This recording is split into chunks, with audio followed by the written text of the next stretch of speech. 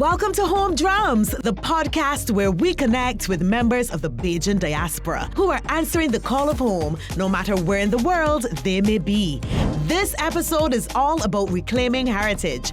Our guest is someone you may recognize, Scott Evans. He's an Emmy Award-nominated television personality, born in New Jersey and raised in Indianapolis, Indiana. And guess what? He recently discovered that he has Bajan roots. Hello everyone, my name is Paula Ann Jackman, and today we are talking about Home Drums, the We Gathering 2025 podcast. It's all about the journey back, and this time it's about a journey of discovery. We're talking to Scott Evans, all-around storyteller. I know you know him from Access Hollywood. I know you know that our girl Robin Rihanna Fenty gave him a personal invitation home. Almost forgot to tell you, this one is 2 episodes. On this first one today, we're gonna be tracing his genealogy and we're getting into the magic of discovery. And then tomorrow, we're immersing in the culture. So I hope that he's ready. Let's go.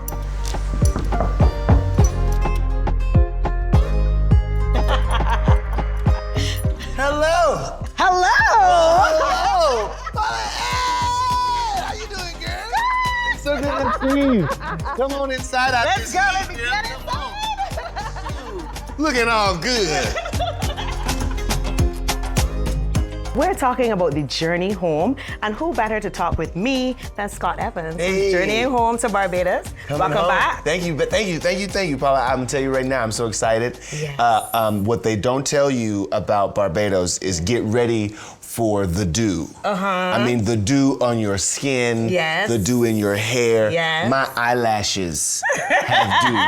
So we are ready. And so excited to be back, yeah. So tell me about realizing you had that Bajan connection and you need to explore it and come home. How did that start? Tell me about it. It started several years ago. I think the year was 2020. Yeah. And we had a sister find us on Ancestry, right? Yeah, The 23andMe and Ancestry kind of genealogy. You know, you send in your swab and you get your DNA. Yeah. And it will link you with other people who have completed that process Yes. if there are DNA matches. Yes. You know, it's expanded a lot of families. Yes, I can imagine. This process. Yes. And so, we had a sister who found us in that process, and so it got me very curious about what else we might find in that, and we were able to trace our father's heritage. This is the sister that I share with my brothers and sisters on my father's side. Yes.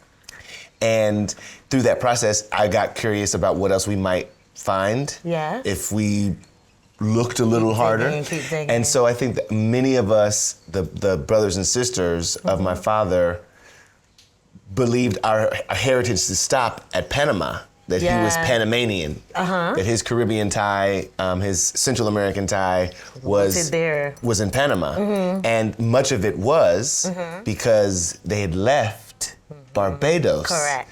And so when we went just a little bit further, we found that this beautiful island, this beautiful place was really the more of the origin story of the culture, personality,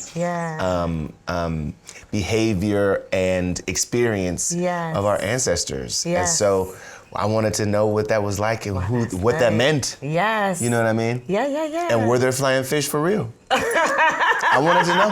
I had to know. Yeah.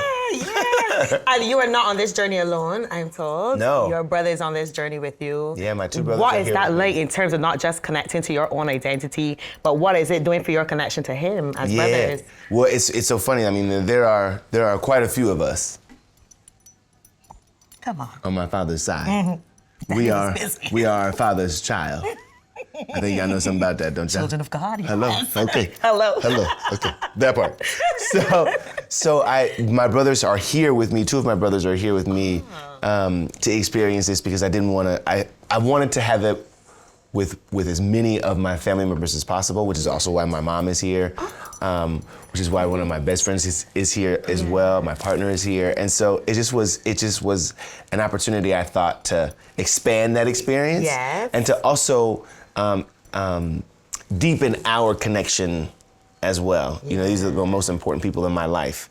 And so I wanted to share that with them. and share this beautiful place with them. There's something that happens in Barbados that didn't happen anywhere else in the world. You know what I mean? There's a feeling there's a feeling that you feel when you see a summer rain here, and then the rain stops and the monkeys and the birds come out. Yeah. You know, there's something. Does it happen in LA?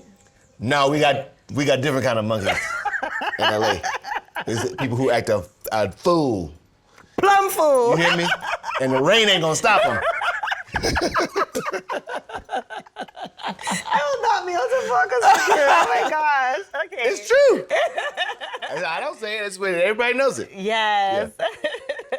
So we'll dig deeper into that feeling. Yeah. But you would have spoken to our team about your father talking about the Panamanian identity. Yeah. And when he would talk about that, walk me through like how you would feel, what are some of your thoughts, how you process that. Well, it's also the part about this is that this process is also a means to get to know him a little bit more. Yeah. He passed away 10 years ago.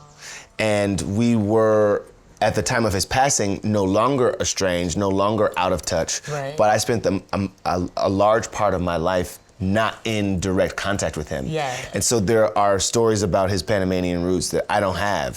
There are pictures and full scopes of his identity, as how he was raised, who he was raised by, that I don't know. Yeah. You know what I mean? I never met his parents. Yeah. I don't really know any other members of his side of the family.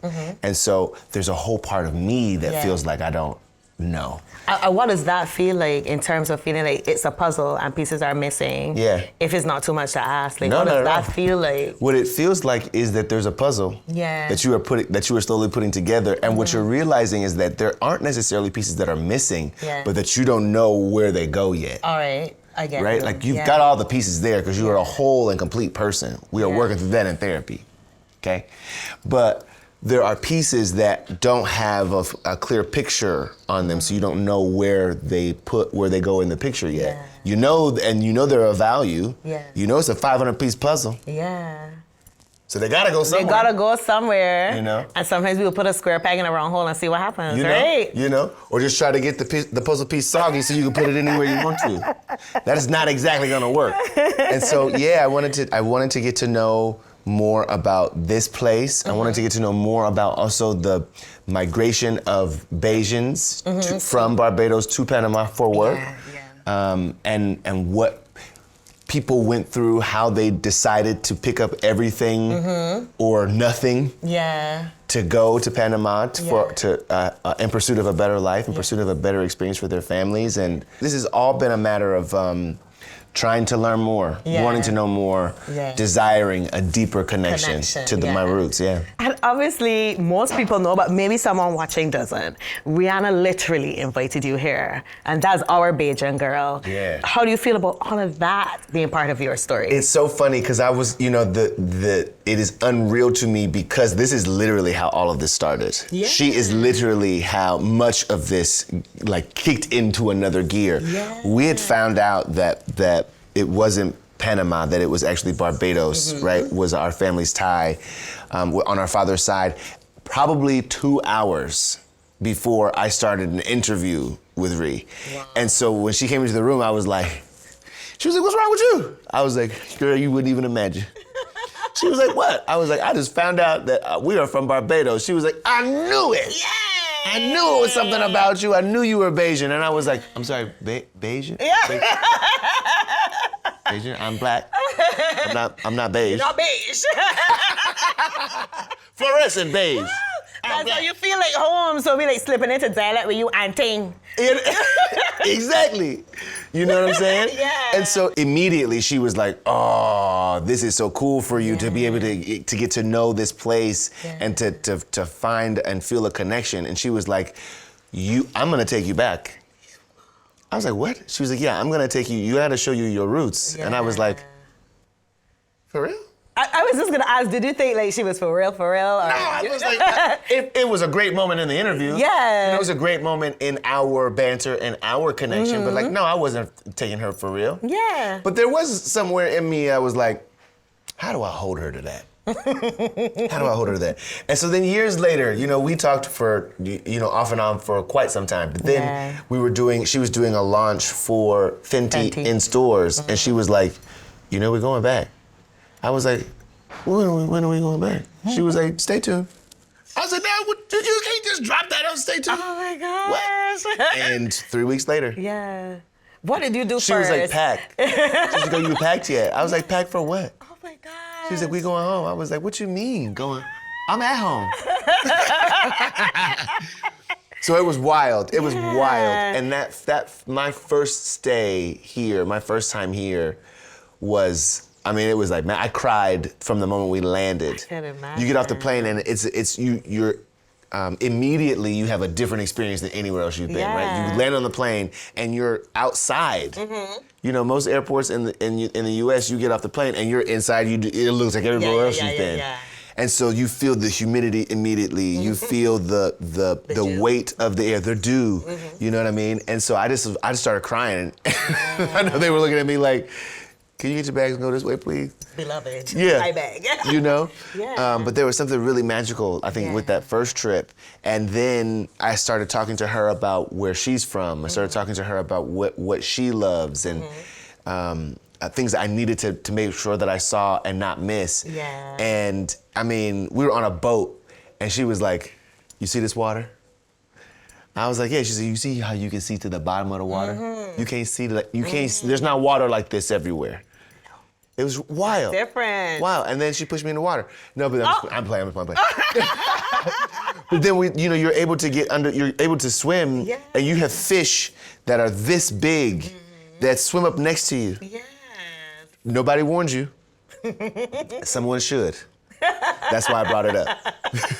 So if anybody, we need to put that in the brochure. Yes, if anybody's watching this and you planning to get in the water, they will swim up to you, and they're big. Friendly. Yeah, sure, but they're still big. Yeah, they're still big. Did your friends even believe you? Like when you put it in the group chat, did your family I'm going to Barbados, Rihanna invited me. I can imagine my friends would be like, girl, now it's about time to try new drugs. Nice try. But I will say, there were some people who didn't know me who found out that we were going, and I think there was this kind of shock. But I think that there are also people who do know me, know my relationship, and know that connection, and that if she said it, we were going, that we were going. I think that one of the things most people asked was, so can you take somebody? Can you bring a friend? Are we gathering? This is us thing. It's called an M. Yes, exactly. We all go to the gathering. And I was like, the thing is, I was like, no, not this. Just No. I'll send you a card. Yeah. Check my Instagram.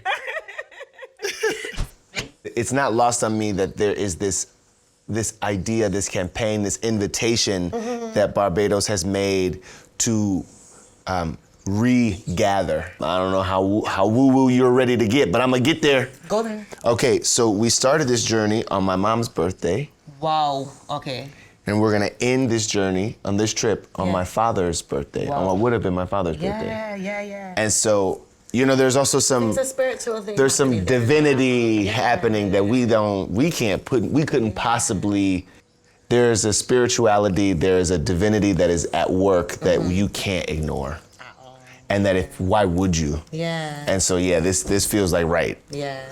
So you asked the question, what was it like in Barbados when my great-grandparents left for Panama? Yeah. And how important is it to understand their world and that particular moment in history? Yeah, because I just feel like it informs a kind of determination. It informs a kind of resourcefulness. It informs a kind of sacrifice and a dream. Yeah. And you want to know, did they when they left where they were born, when they left what they knew, all they knew, in the pursuit of something else, did they get it? Okay. Do you know what I mean? People talk about all the time, you hear this phrase now more and more, we are our ancestors' wildest dreams. Yeah. If you don't know what their dreams were, can you really know that? Yeah. Or maybe actually we are exactly what they dreamed. Yeah. Very, very clearly, very precisely, that the reasons that they left to create more opportunities for themselves in the hopes of creating more opportunities for themselves that they did. Yeah. You know? So. Do you ever feel like your success in itself could actually be part of their dream? Do you ever feel like that in a moment? Yeah, I mean, I definitely feel like the things that I've experienced in my life, the kinds of divinity that I've experienced in my life is not all me for sure, right? Like I think about the fact that as I was kind of coming into this experience on this planet, my mother's mother, my grandmother, was leaving this experience on this planet. And I often feel her prayers over my life at work in my life. I know those things. I can claim those things. I can see those things very vividly. And so how impactful could it be to know the other dreams for me, the other prayers over us, you know? And so when you go in pursuit of those things and you're able to find them, how empowering that can be. So that's the experience I want. Absolutely. And your great-grandparents, Alexander Small and Elfrida, is that it? Elfrida, Augusta Payne. They were born in St. James, where we are now, and migrated to Panama. Have you been able to trace any records, churches, landmarks tied to their lives here yet? There's a church, I believe that Alexander, there's a church that played a part in baptism. So we're excited to be able to see that structure if it still exists, if it's still here. You know, we talk about the divinity, so to be able to stand in that place. You know what I mean? Where that happened, I would love to be able to do that. I mean, the island has so many places, I think, that would have this kind of energetic pull. And so, How do you feel being in St. James, knowing that part of the story is, I'm looking at stuff, I'm like, that's it. I don't know if that's it. But you feel something. But I feel it, something's right there. Could be a monkey. And it could be one punch, But I feel it. It's there. Clock it. Hello. That part.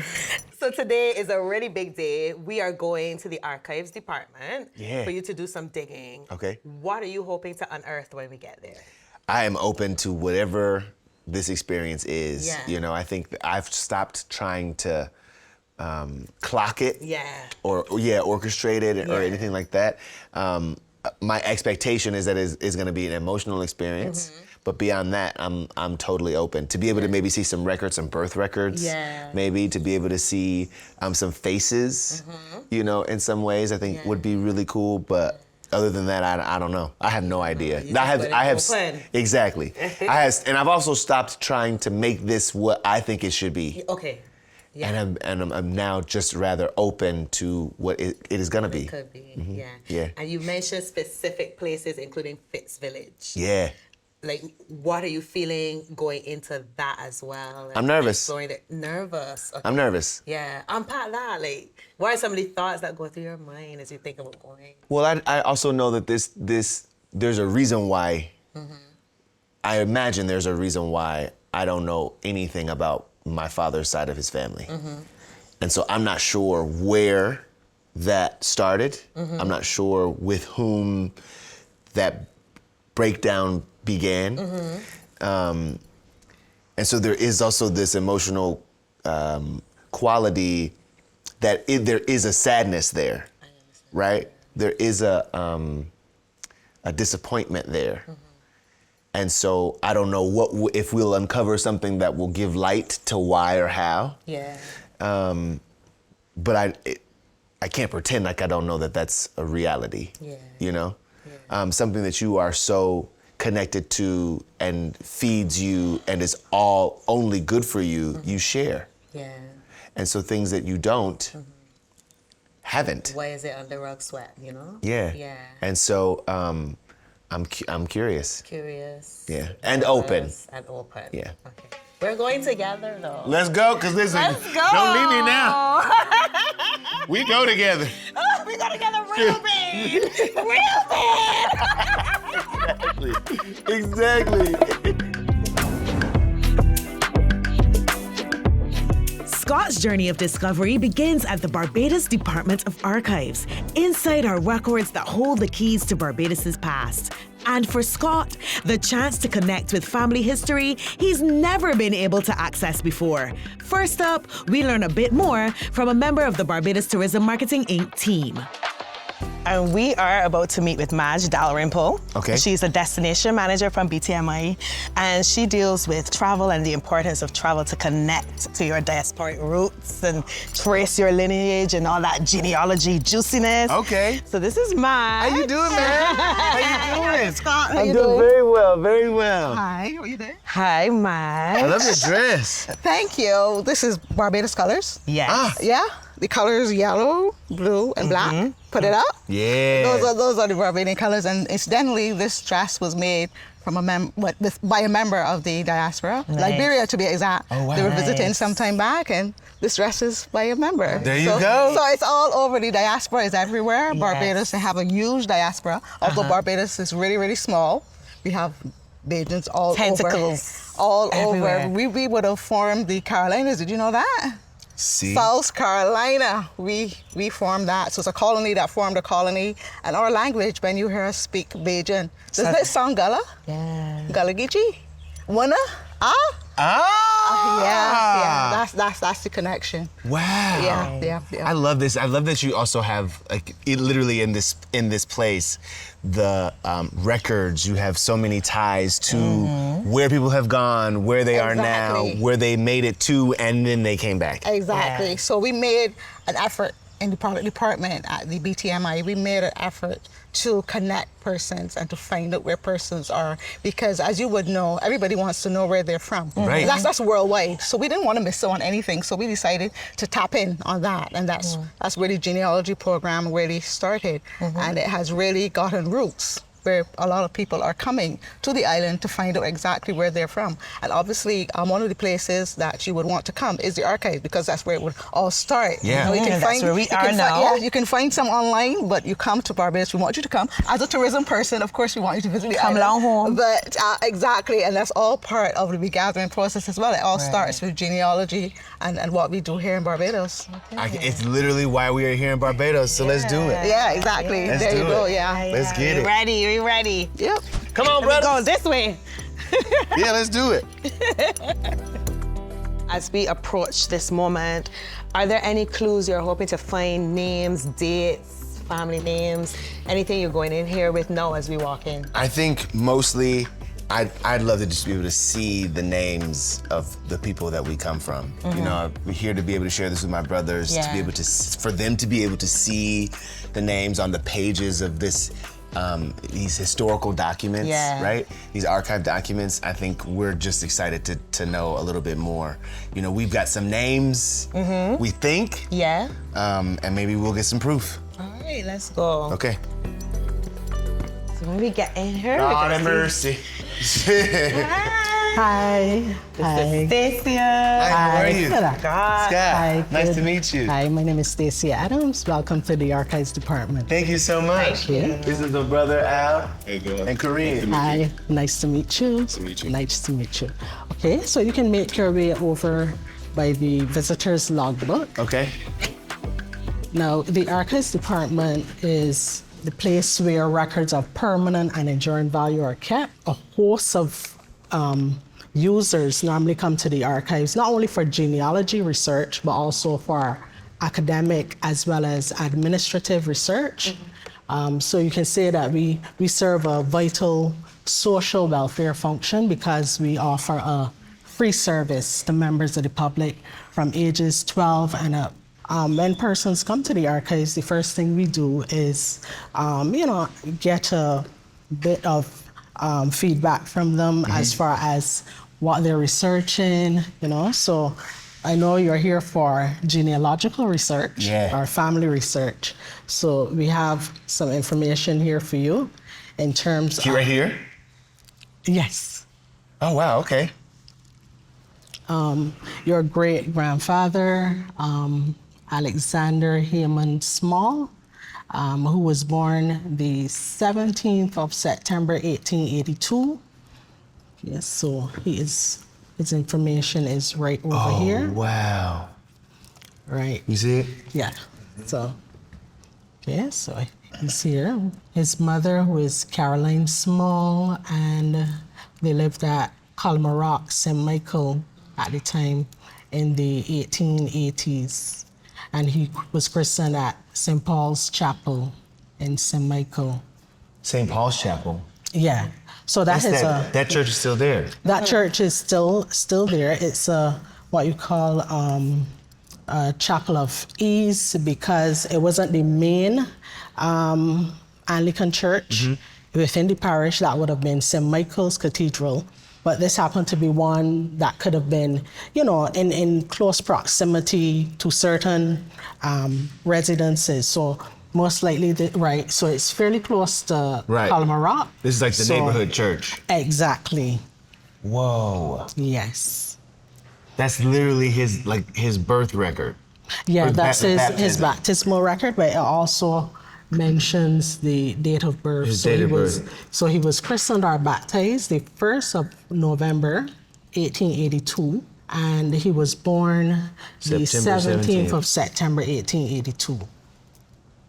And no father's name is given, given the fact that they weren't married at the time of Alexander's baptism.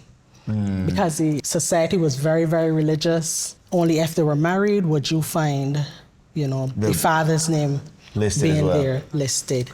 And that happened right up to the late 70s.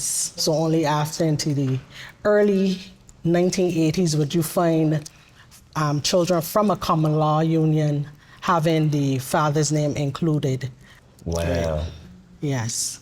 So if you segue over in this direction I love there's also the option of having a private baptism. Oh, if you see private there, it may allude to the fact that the child was on its way out. So it's a more sad note. So if this particular child... Wait, really? Yeah. Jemima Kathleen Cox, the child could have been, weak, sickly, and so they called in the priest so they could have a private baptism. If the child would have lived on, then it might have a public baptism afterward. Yeah, because this was a period when child mortality was really, really high, right? Because of the living conditions and everything. Yeah.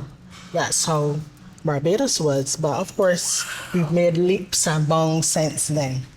So this is another such ancestor. This is Sarah Frances Hoyt. So she's here, Sarah Frances. Okay. Right. So she's the daughter of Mina Grace Hoyt, and it has not the date of birth this time included, but the date of baptism, which in this case is the 19th of March, 1846. 1846? So she would be great now, right? And she happened to be from St. James. And she was on Tharp's plantation, and her mother was listed as an agricultural laborer. And this was the period, a couple years after the abolition of slavery. So persons are still very much connected to the plantation. Right. Right. So you can see Tharp's plantation. So, there's a bit of history there. Whoa. Yes. Good?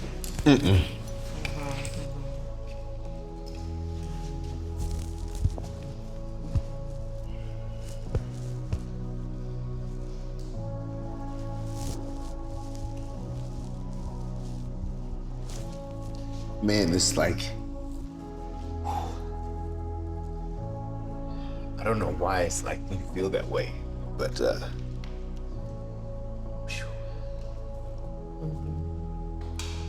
it's also, being a Black American, that slavery is a part of your story. But like when you're looking at a baptism record, you're just not expecting to see a plantation's name. And so what people that you makes it real. Yeah. Like you learn about it in school, right? You learn about it in school, you learn about it at home even before you get to it in the Black History Month lesson. Yeah. Right? That slavery is a big part of any Black American's history. Yeah. But you never see your connection to it Yeah. recorded. You rarely see your family's names, your ancestors' names as you know them, marked in this kind of record. Yeah. And more we have access to those kinds of things. Yeah. And more you have to face in a different way. It's Yeah. not this general learning. It's Yeah, a yeah, very yeah, specific yeah. It grounds learning, it. right? This is Sarah Francis. Yeah. You know what I mean? And it's like it's great Yes. grandmother. Yes. That's not that far. No.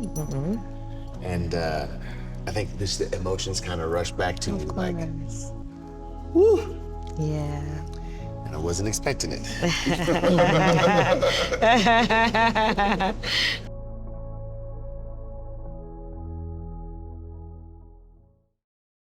Stacey, I have a question. Yes. When you want to take this information with you, I assume you cannot take photos. Like, how can he take this away with him? Like, you have to Right. make notes, or Right, you can transcribe the information either on a Right. laptop or Okay. write it off. If Yeah. you need a certified copy, you would request that from the registration office Okay. on White Park Road, the registration department that is Yeah. within the Supreme Court complex. Okay. Yeah, because we definitely would want I that. assume you would want. Yeah. Because any moment you would not think to take records. I'm like, let me ask for you. Right. So you can have So the bulk of our records happen to be paper-based, but we also have records on microfilm in our microfilm room. But yeah, I feel Let's go. Yeah.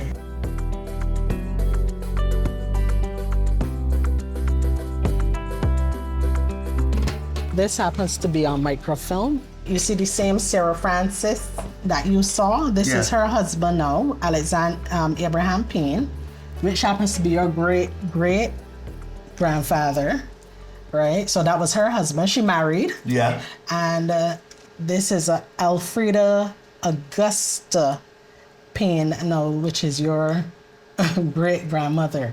So she was born, your great-grandmother was born the 22nd of September, 1888, and she was christened the 2nd of December, 1888 in the same St. James, Payne's Bay Chapel this time.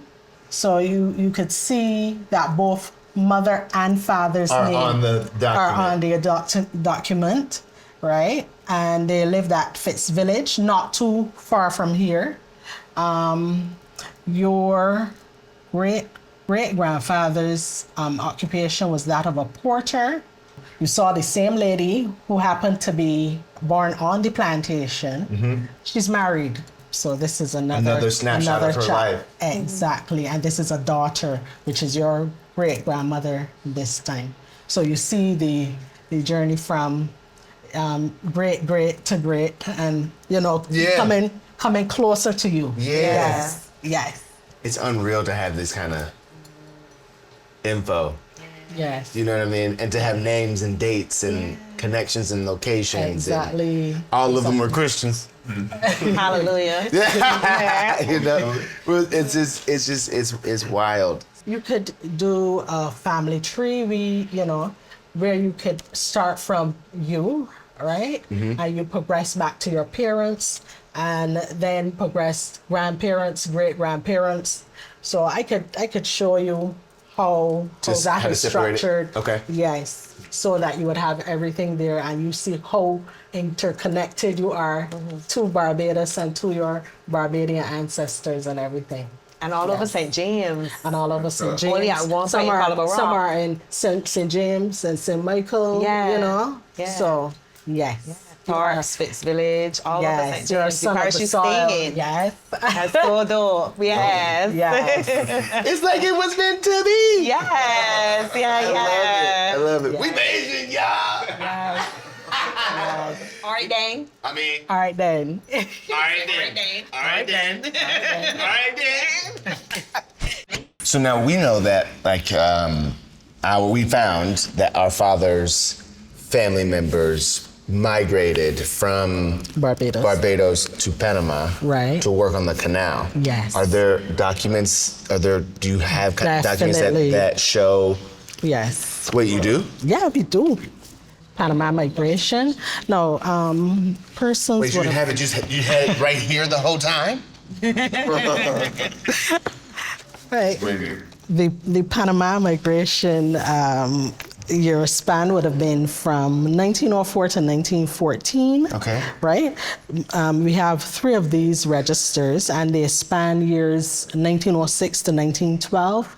And persons would have, of course, gone off to Panama because of the high population density in Barbados at the time, the economic hardship.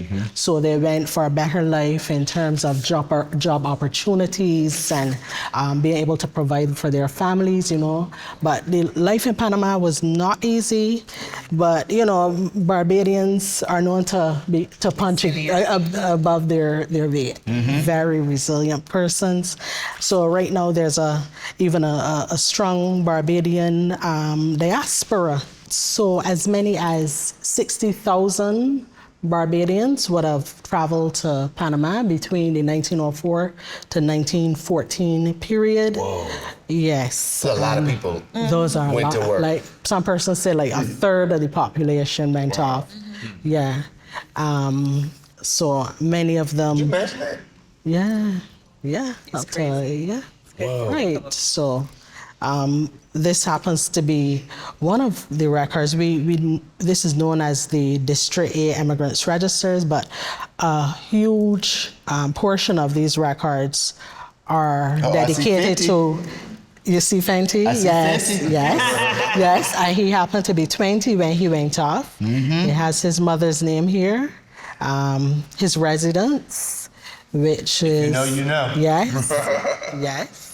Right, he was from St. Andrew, the destination, the Canal Zone, because a lot of them stayed in the Canal Zone. Yeah. Right, and the contract, of course, was the Isthmian Canal Commission. So these persons were able to level up in terms of economics, send back money, and that helped to further. Yeah, and that's the Panama Man. right. I heard of Rolling Stone. Panama Man also fits. Yeah, of course they would have faced, you know, a lot of racial segregation and, you know, pushback, but, you know, they plowed through. A lot of them just used like picks and shovels, and some of them lost fingers and toes.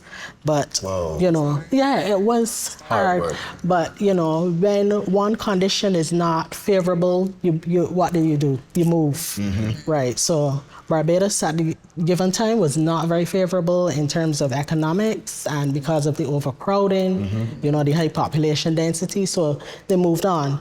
So, So I think there would have been, I think, so Alexander Small. I guess maybe we look for the last name Small. yeah, we Possible? can. We go to the S surnames.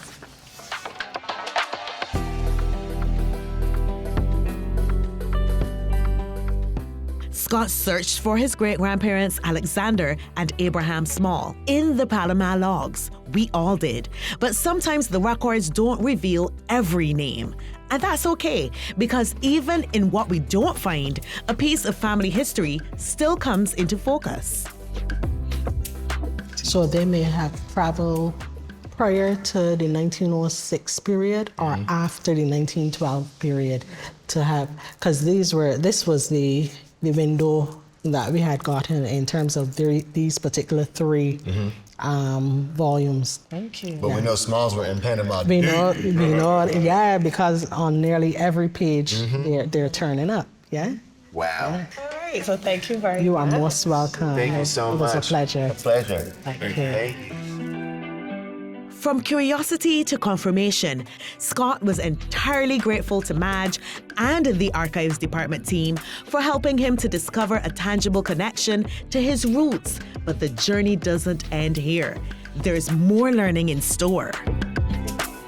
So we've been talking about the Panama experience, and now I'm going to take you over to talk to Dr. Frederick Allen. He's a historian, and he's going to provide some historical context about that time period that your family would have been living in and get you some questions answered. Sounds good? Let's do it. All right, more emotion. Oh, God. I know. We can do it. Jim, I'm gonna put my sunglasses back on.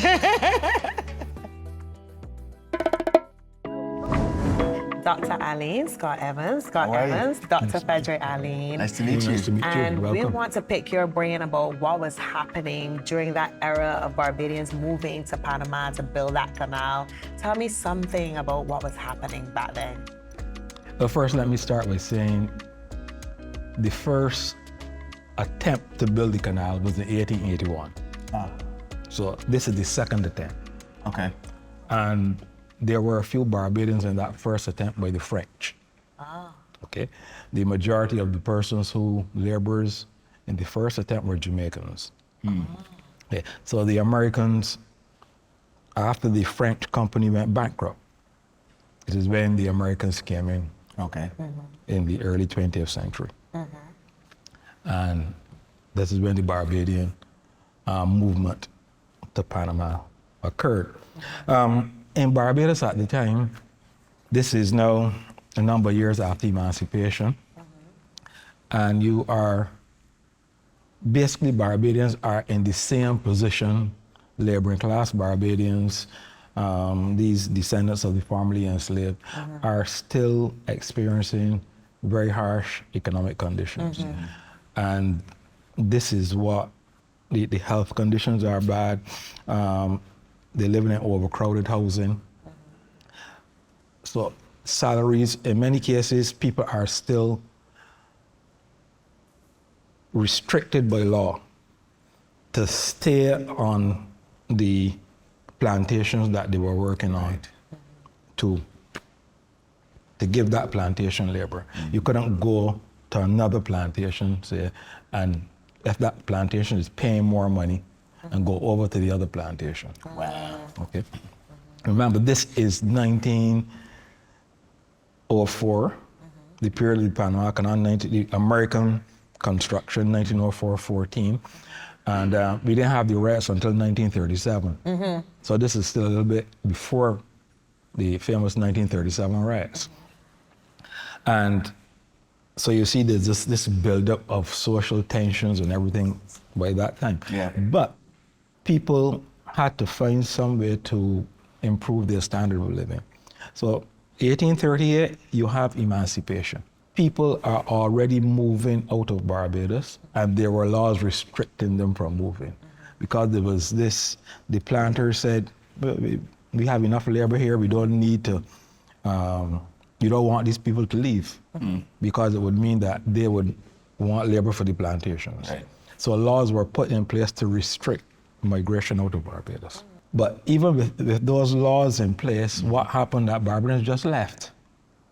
Okay, because you would have to report to your particular district, person in the district, the authority in the district, well, I am leaving to go to a particular place, but I don't have any dependents. So my dependents are well taken care of. Because if your dependents were not well taken care of, you couldn't leave. Right. They didn't want any person to be left as a ward of the state. Right. So those were the type of laws that were in place to restrict migration. Eventually they brought in labor agents that you could go through the agent. So it was really only up when the Panama Canal started to be built, or at least the continuation under the Americans, that the authorities at the time decided that, yes, let us allow some of these people to go to Panama, because they were realizing that tensions were beginning to get the boiling point, so to speak. So that is one of the first official mass migration schemes out of the island for Black people. We've heard, like today, it was like a third of the population left. Yes, they estimate between 20 to 60,000 Barbadians would have left. What does it do you think, to a population that remains when 1/3 leaves?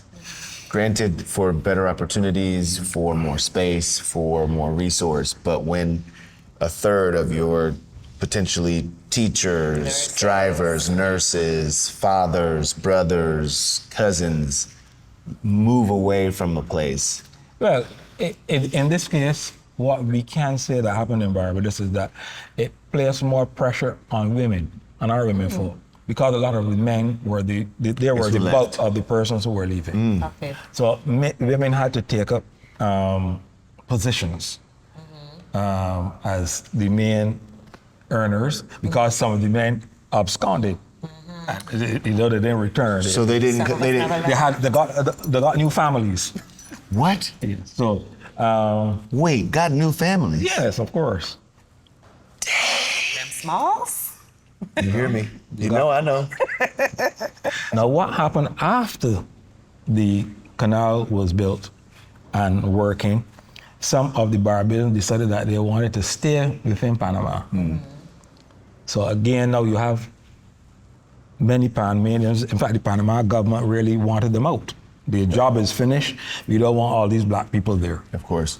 So it took many, many years after. Of course, that's what they said, not of course they're right. Yeah. I want to be very clear. I want to be very clear. So it took them many years after to gain citizenship in Panama. Okay, so it wasn't automatic for them as these persons. No, they have their children and everything in Panama. They brought over their families. Right. After the Panama Canal is finished, some of these persons move over to Cuba to work in the sugarcane plantations.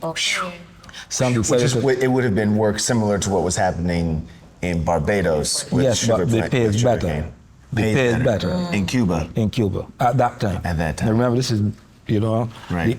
the early 20th century. America is now investing heavily in Cuba, in the Dominican Republic, sugar plantations in Puerto Rico, those places. Right. So there's extra money and they need workers. So a lot of Barbadians are moving to Cuba. That's why we have a community in Cuba now, a Barbadian community in Cuba. Is that right?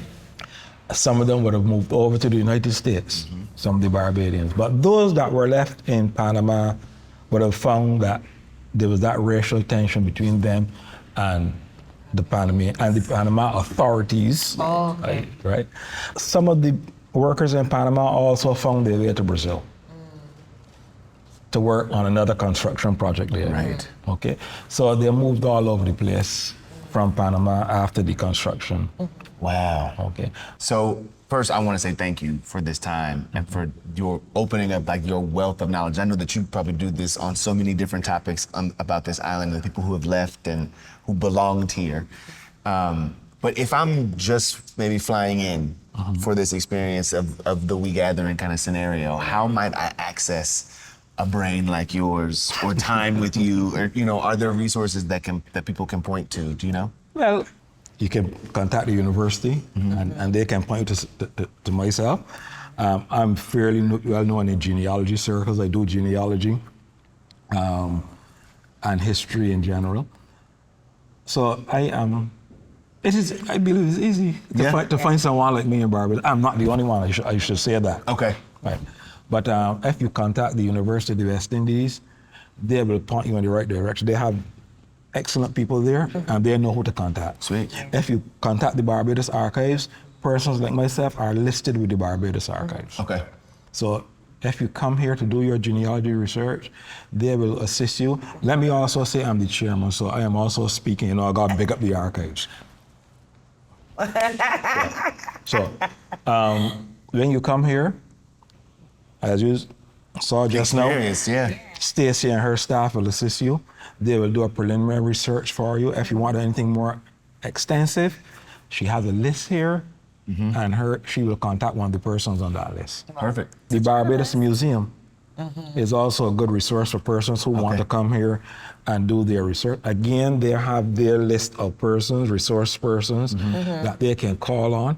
So if you contact the Barbados Archives, the Barbados Museum, Come on, run it down. the University of the West Indies, they will find someone to help you. Okay. Unearth everything. To speak to you. We do tours, everything. It's endless what we can offer. You heard it. He said it's endless. It's endless. Anything. That's what we can offer. Thank you so much for your time. I really do appreciate this. It's been a very, very special day. It's been an emotional day. It was my pleasure. Thank you. Happy here at the archives.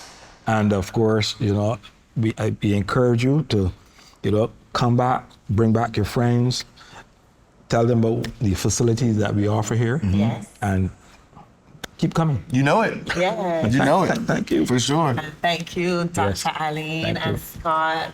Girl, We've been through it. I mean, through it. How are you feeling now? Oh gosh, I mean, it feels really nice to have been able to share this with my family. Yeah. It feels really, the welcome has also felt very warm. Yeah. But again, to see the names of people that we come from, Yeah. to face some of the realizations of your family's history, not your culture's history, but people in your lineage. Directly. Yeah, is a different thing. If there's one takeaway from your visit to the archives, what would you say that part that resonated the most with you? Being able to see my brothers' faces, seeing them read the names, being able to see us all read them together. Yeah. Don't cry.